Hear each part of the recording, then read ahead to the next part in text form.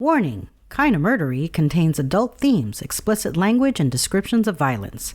It is not suitable for anyone, and we recommend you stop listening now.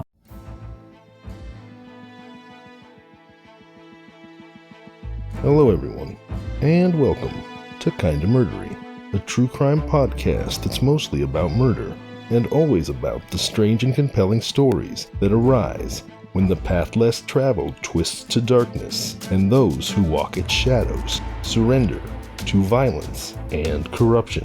I'm your host, Zevin Odelberg, and we have a perilous journey ahead, so thank you for lending me your courage and good company.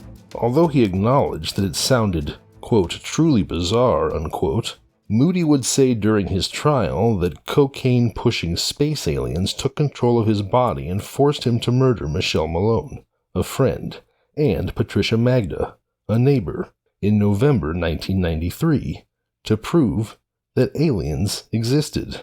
The aliens told him that their mission required that he be convicted and sentenced to die, but that he would survive a lethal injection, he testified.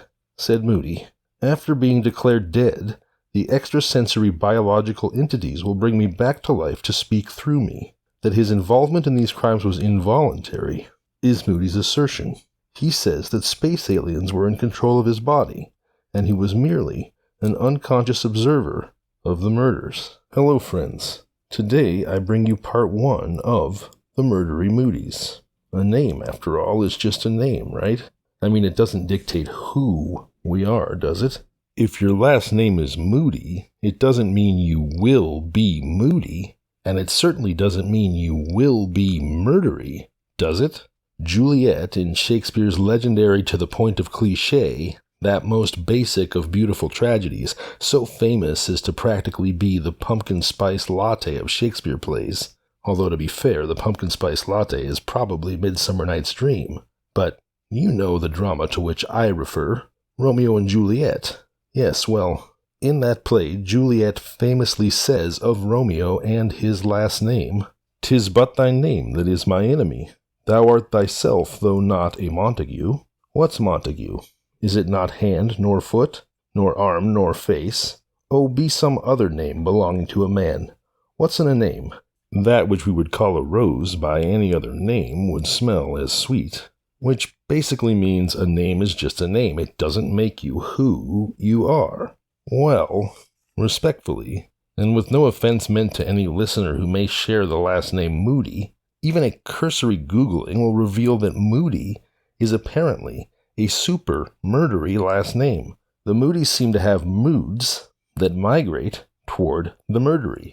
It's such a murdery name, in fact, that it made researching today's episode challenging because every time I was looking for information on one murdery Moody, I was apt to find many murdery Moodys, sometimes with the same first and last name even, and so I spent a fair amount of time untangling Moody Gordian knots. Here is a brief, and by no means all-inclusive list of murdery Moodys I discovered while looking for information on just one of them. Robert J. Moody, double murderer who claimed he killed to prove the existence of aliens. Scott Moody and the Moody Massacre. Another Robert Moody who went to the mall in Florida to tell his girlfriend he was going to take his own life, and ended up murdering her instead. Raymond Moody, who killed Brittany Drexel. Walter Leroy Moody, the tri-state terrorist. Frankly, the list goes on and on. Now, please understand that I don't mean to sound flippant or lighthearted in the face of all this death dealing, but Moody turned out to be such a murdery name. And keep in mind, I'm researching murdery names almost daily, so I've got some context for this observation. Anyway, the general murderiness of the name Moody surprised me so much that I felt I had to mention it. I hope you'll all forgive me for what probably feels like a lighthearted observation about a series of tragic events. So the point is, I went into this episode expecting to tell one story, but once I'd settled on my first Moody, which was entirely by accident, mind you, I did not set out to tell a murdery story about a Moody, but once I'd selected my first story, and then encountered so many more murdery Moodys, I decided I had to tell 2 stories today about murderers with the last name Moody. My sources are in the show notes, by the way. Who knows, maybe I'll keep it going. Maybe we'll have a whole bunch of murdery Moody episodes. But I confess that feels unfair to all the upstanding good Moodys out there who, I'm sure, would never murder. Pop culture observation has done such a number on the name Karen, I'd hate to be the reason that the Moodys of the world become a meme. And so, on to today's story. First up, we'll cover Robert J. Moody in a tale that features crack cocaine, extraterrestrials, and an appearance on America's Most Wanted. And then, I'll bring you the story of Walter Leroy Moody, the tri-state terrorist. So, if you're ready, I suggest that you put your personal items underneath the seat in front of you. Stow your carry-on in the overhead compartment. Let go of the cares of the day, but be sure your seatbelt is fastened. There's turbulence expected ahead. Kinda Murdery. The Murdery Moodys. Part 1 starts now.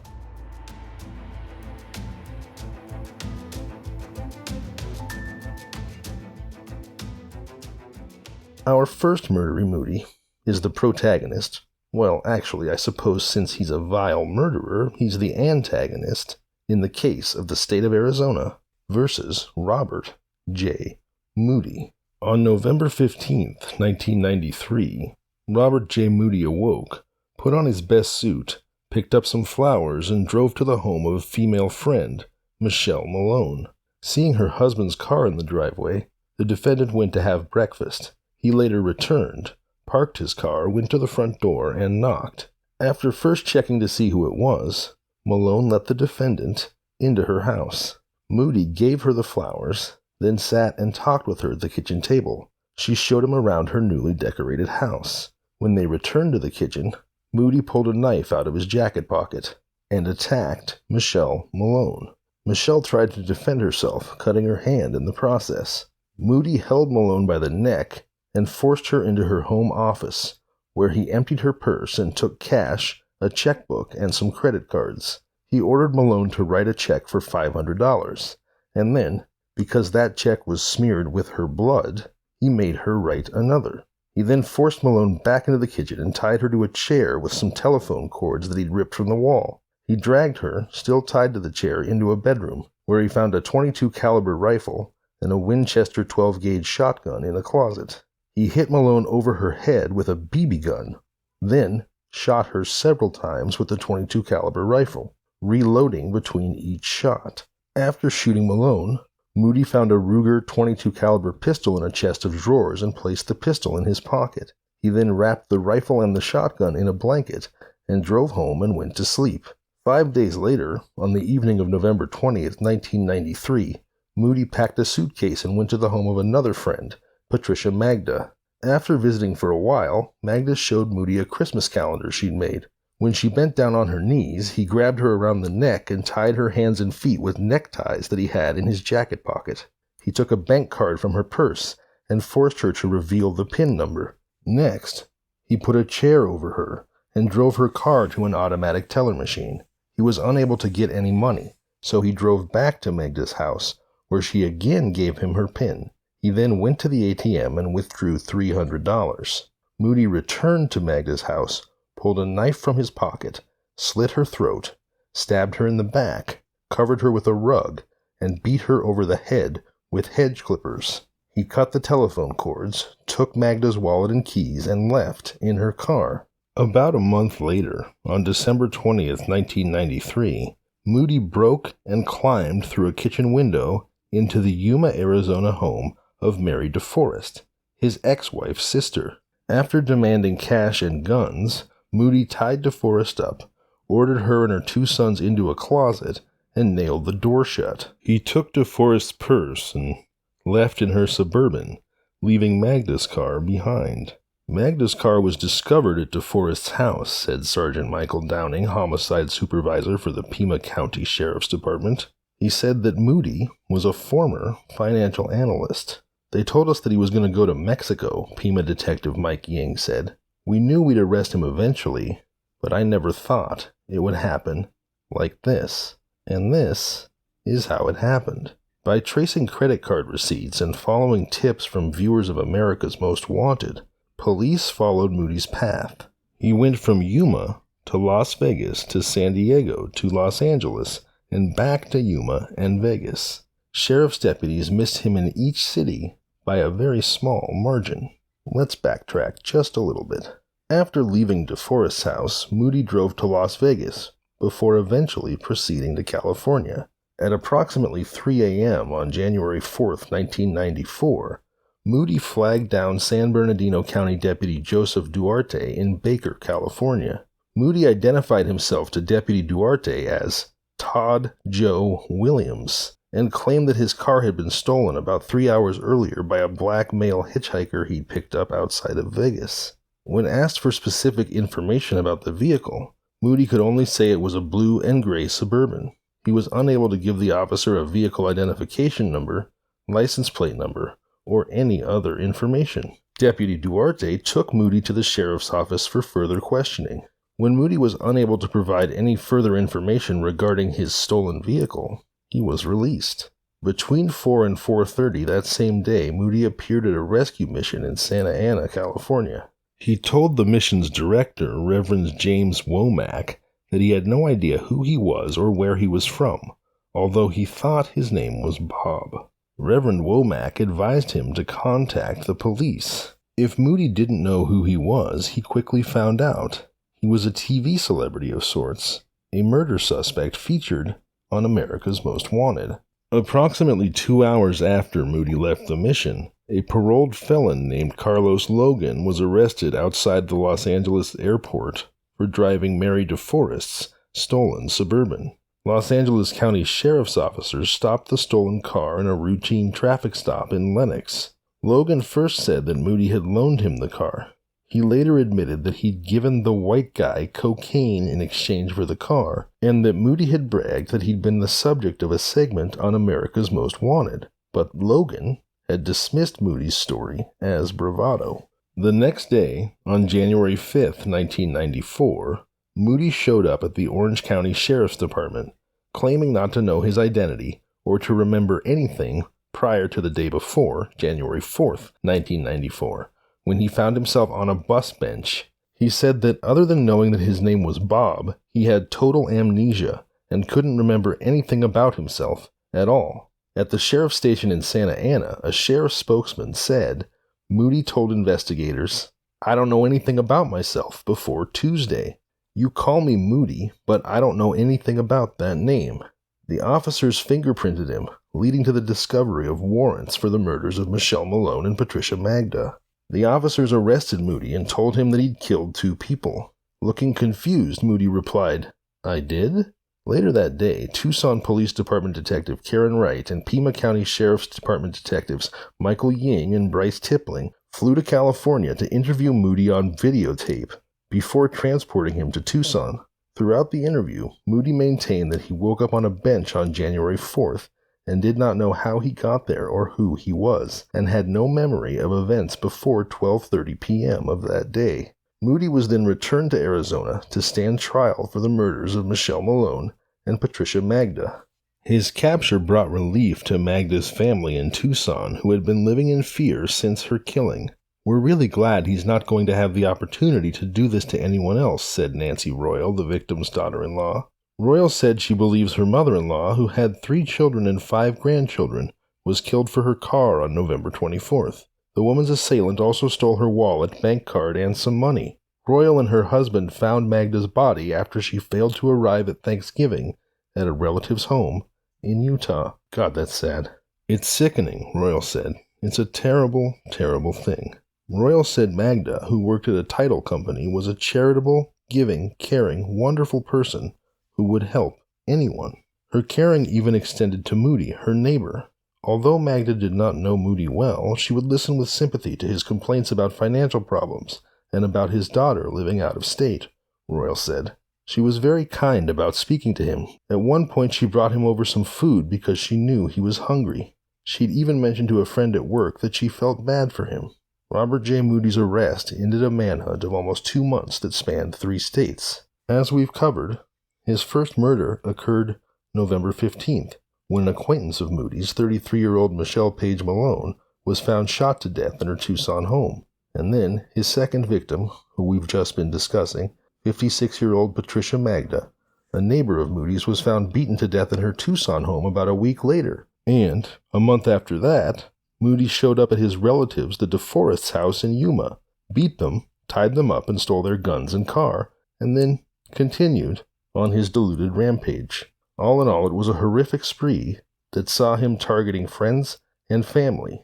The rampage continued for another 2 weeks, until he was finally arrested on January 5th, 1994.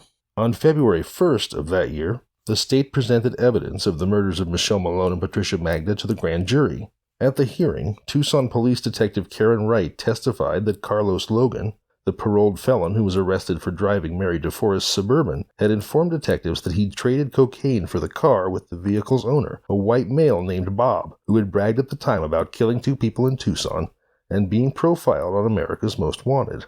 The grand jury indicted Moody for the 2 murders.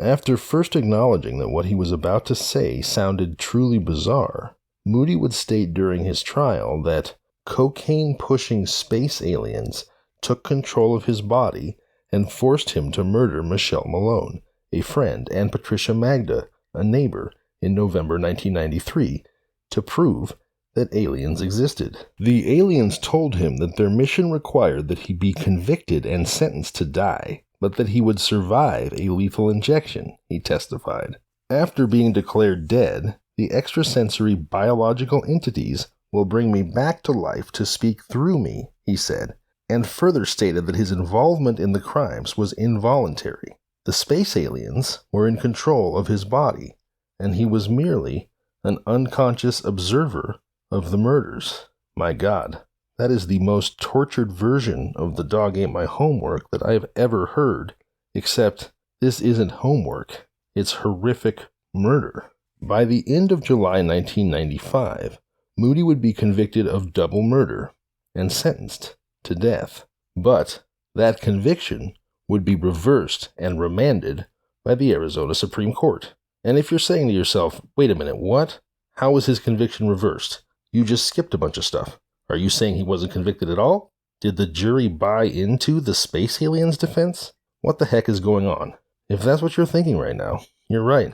I did skip a bunch of stuff, and that's because the strange and frankly almost comic true events of Robert J. Moody's trial, if anything could be considered comic in the context of these murders, matches the compelling nature of his horrible crimes, except where those crimes were heinous and terrible. The story of Moody's trial is bizarre and at times almost sublimely silly. If you've got a dark sense of humor like I do, which frankly I find to be the only way to withstand a life immersed in shocking and horrific true crime stories, no disrespect meant to victims, their friends and families of course, but sometimes shit just gets weird and you can cry or you can laugh, and I choose to laugh. So if you do share my dark sense of humor, I suspect that you, like me, might find yourself chuckling grimly at the oddball caper that Robert J. Moody's legal adventures become. But in order to accompany me on a Kinda Murdery tour of that caper, you're going to have to rejoin me on Sunday, December 3rd for part 2 of the Murdery Moodys. Because, as I told you at the outset of today's episode, I'm telling you 2 different stories today. So today, we'll focus solely on the Moody's crimes, and Sunday's episode will be devoted to their legal adventures, which don't disappoint. And so, without further ado, it's time to move on to our Murdery Moody number 2. Our second story of the episode, Walter Leroy Moody, Tri-State Terrorist, starts right after these brief messages.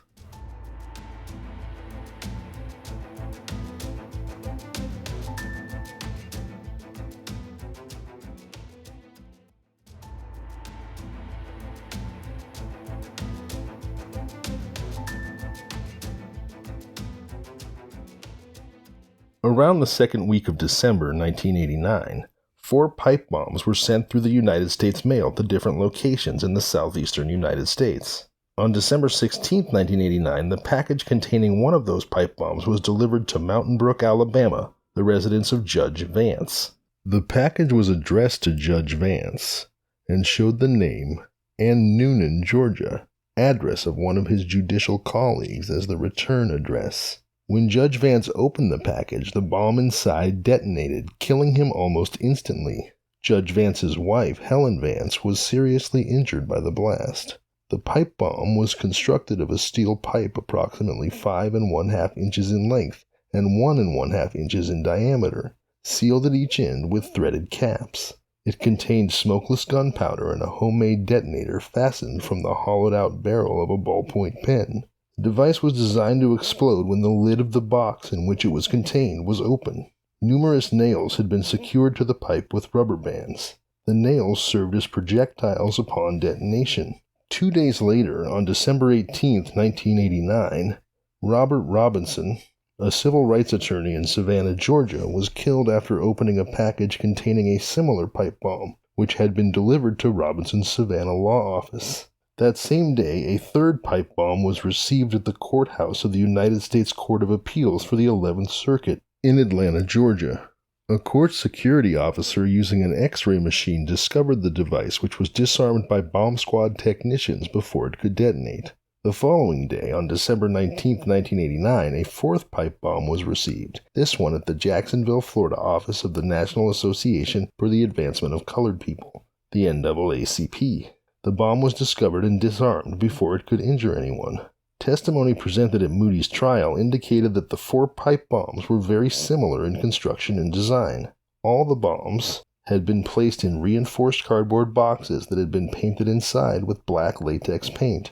All were delivered in packages wrapped in brown paper, tied with string, wrapped with the same kind of tape, posted with the same kind of priority mail stamps, and addressed with the same kind of mailing labels. The addresses on all the mailing labels appeared to have been typed with the same typewriter. All of the bombs were constructed of steel pipes filled with Hercules Red Dot brand smokeless gunpowder. While the pipe that made up the bomb that killed Judge Vance was sealed at both ends with end caps that had been screwed into place, the ends of the other 3 bombs had been sealed with welded end plates that were joined by a steel rod extending through the center of each pipe.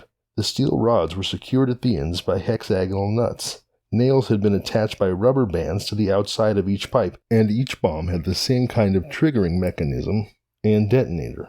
All of the bombs used C-cell batteries as their electrical source, and all had the same type of modified battery holder in them. Typed notes threatening death were contained inside the boxes in which 3 of the 4 bombs had been sent. Only the bomb sent to the federal courthouse in Atlanta was not accompanied by such a note.